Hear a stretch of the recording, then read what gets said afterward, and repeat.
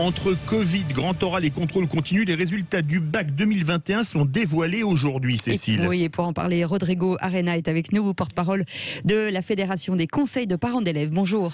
Bonjour Rodrigo Arenas. Bonjour à vous. Les premiers résultats tombent depuis 10 minutes, depuis 8 heures, donc pour l'Académie d'Aix-Marseille. Est-ce que, comme le disent certains, c'est un bac au rabais cette année, cette seconde année de Covid? Je ne comprends pas qu'on disqualifie ainsi nos enfants, nos élèves. D'ailleurs, je tiens à rappeler quand même que 90% des Français ont été des parents. Donc au contraire, le baccalauréat doit être une fête, un événement bienveillant, et c'est moins la droite des choses qu'on pourrait leur dire félicitations à tous ces élèves qui ont subi 2 années de scolarisation aux côtés des enseignants, aux côtés des équipes de direction, aux côtés de vous, de moi, extrêmement chaotique en raison du Covid et de la façon dont l'école n'a pas réussi à anticiper en fait tout cela, alors que les solutions existaient et nous en avions mis un certain nombre sur la table. Alors justement, c'était un bac nouvelle formule cette année avec des résultats relevant en majorité et même très majoritairement du contrôle continu. Qu'est-ce que vous pensez de ce nouveau format ? En tout cas, ce qui montre, c'est ce que nous préconisons à la SCPE depuis très longtemps, c'est-à-dire que les enfants doivent travailler toute l'année.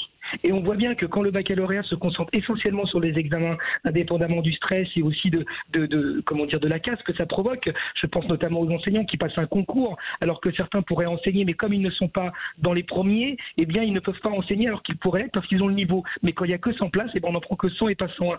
C'est aussi cette logique qui régit le baccalauréat. Et il me semble que ce n'est pas la bonne. Parce que quand vous avez un contrôle continu très important dans une épreuve qui est la terminale, déjà ça sanctionne l'ensemble d'une scolarité parce que l'école commence à la maternelle, et ensuite ça veut dire que les enfants peuvent travailler toute l'année car ils savent que leurs notes vont compter et qu'elles vont être valorisées à la fin. Et donc ce qui veut dire que le baccalauréat ne devient plus une épreuve, d'ailleurs épreuve ça veut dire quelque chose, mais ça devient une fête, ça veut dire que les enfants savent que pendant toute leur scolarité, toute leur enfance, toute leur adolescence, l'école, la République a pris soin d'eux et qu'on les récompense d'une certaine façon, on les encourage à continuer le chemin dans le supérieur.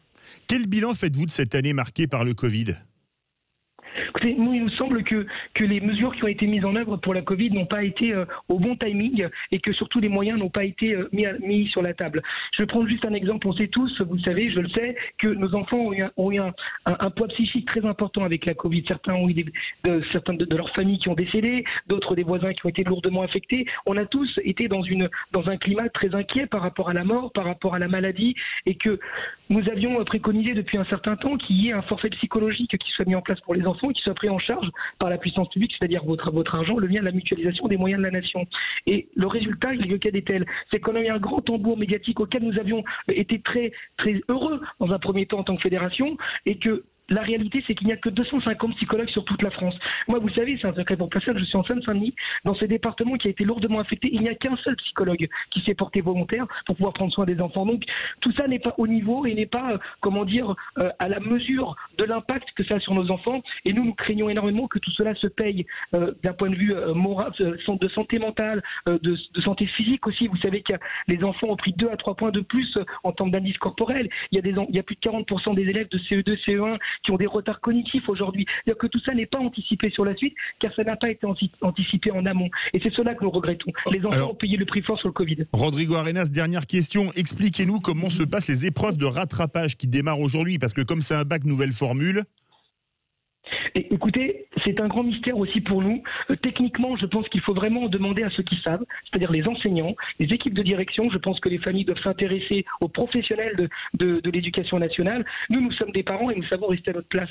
Donc, il nous semble en revanche, d'après ce qui nous remonte, que ça va être un peu délicat dans certains territoires parce que les consignes ne sont pas forcément les mêmes, les implications ne sont pas les mêmes, mais j'ai envie de vous dire, comme pour le grand oral, ça dépend. Ça dépend de là où vous êtes, ça dépend de là où comment est-ce que les enseignants, les équipes de direction appréhendent ces épreuves-là, et surtout comment est-ce qu'ils ont été préparés à la mettre en œuvre. Et quand je vous parle de grand oral, si vous me voyez venir, c'est que c'est une épreuve qui doit être nationale, mais qui en fait dépend de la réalité du terrain, dépend des équipes de direction, dépend des équipes de pédagogique.